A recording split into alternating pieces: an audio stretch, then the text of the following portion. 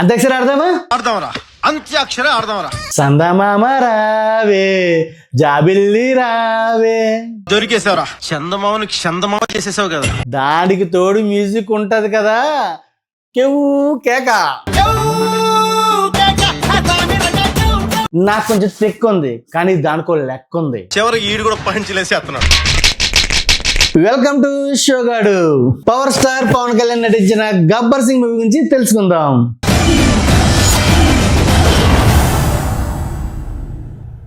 ఈ cinema super hit అయిందన్న విషయం మనందరికీ తెలిసిందే.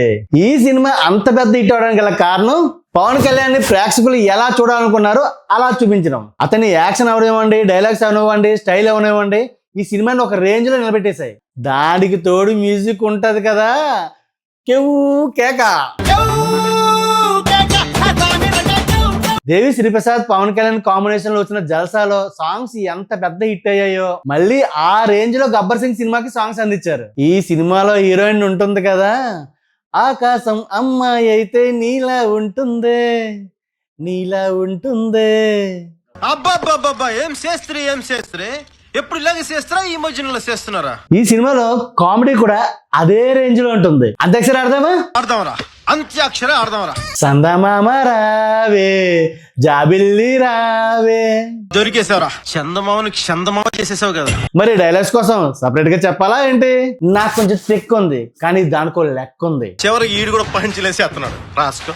ఇక డైరెక్టర్ హరీష్ శంకర్ విషయానికి వస్తే మూడో సినిమా అయిన గబ్బర్ సింగ్ తో ఆల్ టైమ్ బిగ్గెస్ట్ హిట్ ని కొట్టేశారు. మళ్ళీ అదే కాంబోతో ఉస్తాద్ భగత్ సింగ్ అంటే మన ముందుకు వస్తున్నారు.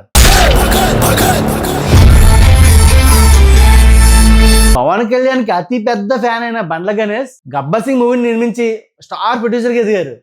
ఈశ్వరా, పవనేశ్వరా, పవరేశ్వరా 30 కోట్లతో నిర్మించగా 63 కోట్లకు పైగా వసూలు సాధించింది. ఇప్పటికీ ఈ సినిమాని ఎవరైనా చూడవారు ఉంటే వెంటనే చూసేయండి. బ్లాస్ట్ మంది పాస్తో మళ్ళీ కలుద్దాం. ఒరే సాంబా, సబ్స్క్రైబ్ చేసుకోరా.